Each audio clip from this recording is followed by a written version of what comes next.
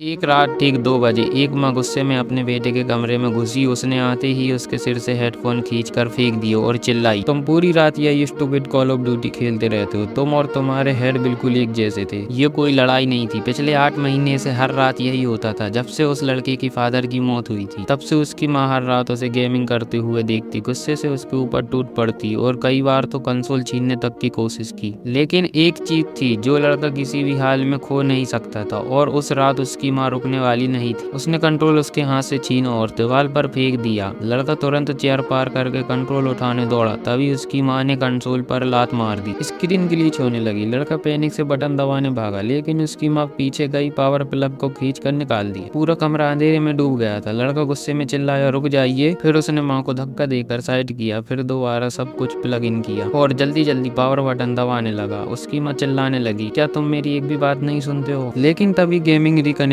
हुआ। स्पीकर से एक बूढ़ी आवाज आई, टिम्मी, लिटिल टिम्मी, क्या तुम यही हो? पूरा कमरा शांत हो गया और उसकी माँ वहीं फ्रीज हो गई। टिम्मी वो उसके सेकंड हस्बैंड का नाम था। लड़के ने जल्दी से हेड सेटअप उठाया, धीमी आवाज में बोला, हाँ हेड, मैं यही हूँ। सॉरी, आज थोड़ा लेट हो गया। उसकी माँ के हाथ धीरे धीरे उसके मुंह तक पहुँच गए। उसे समझ नहीं आ रहा था कि वो क्या सुन रही है। और उनके फादर की फेयरवेल वाले हफ्ते ही तबीयत खराब हो गई थी। फैमिली में किसी की भी हिम्मत नहीं हुई उन्हें ये बताने की कि उनका बेटा मर चुका है। इसलिए वह हर रात ठीक 2 बजे अपने बेटे टिम्मी को कॉल ऑफ ड्यूटी खेलने के लिए कॉल किया करते थे, बिल्कुल वैसे ही जैसे वो पहले किया करते थे। और पिछले 8 महीने से उस बूढ़े आदमी को यह महसूस ना हो कि उनका बेटा अब इस दुनिया में नहीं है। इसीलिए वो लड़का हर रात अपना फादर बन के उन्हें जवाब देता था। यह सुनकर उसकी माँ धीरे धीरे जमीन पर बैठ गई। वो उसके गेमिंग सेटअप के पास चुपचाप फ्लोर पर बैठी रही। उस रात उसने एक शब्द भी नहीं कहा।